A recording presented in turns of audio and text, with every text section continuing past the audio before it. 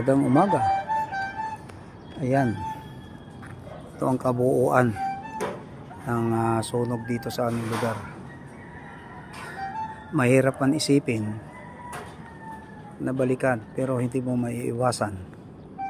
Dahil sa 36 years mo nang tumira dito sa lugar na ito, ay sa isang iglap, ubos ang lahat ng iyong pinaghirapan.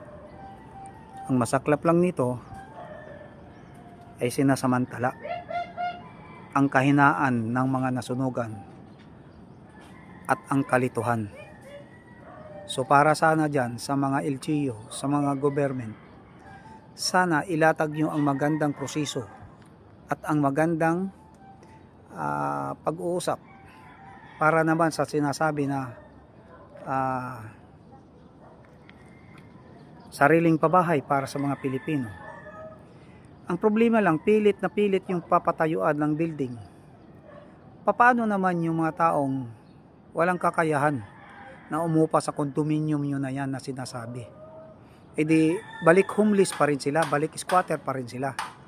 Pero kung ang inyong tinatawag na yan, na hindi habang buhay, kaya upahan sa loob ng 25 years, yung mga tao na yan.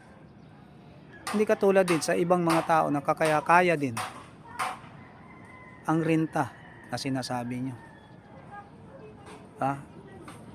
Balik homeless talaga, balik squatter, balik kalye. Kapag hindi na kaya, mangungupahan. So ang dapat ang malinaw diyan sa inaano ni PBBM na dapat ay mayroong sariling pabahay. Mayroong sariling bahay ang mga Pilipino, dapat kinagawa din ng gobyerno. Parang sinasamantala na ang kahinaan at kalituhan ng mga tao dahil sa pera na ino-offer. Pilit nilang patatayuan at paalisin yung mga tao. Samantala, may karapatan na dapat ang mga tao dito sa loob ng 30 years hanggang 40 Kasi 1960s pa dito ang mga tao Wala namang kumukontra sa panukala at sa mga proyekto at plano nila. Kaya lang dapat yung maayos at may kasiguraduhan na hindi umaasa yung tao. Pero mo sa loob ng 25 years, renta ka ng renta, hindi naman mapapara sa'yo.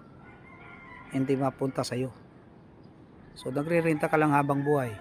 Ano na lang ay papamana mo sa iyong mga anak at saka mga apo. Kung ang renta ka ng renta. Pero kung ginawa nyo ay relocation, may ipapamana yung mga tao. Relocation ang hinahanap at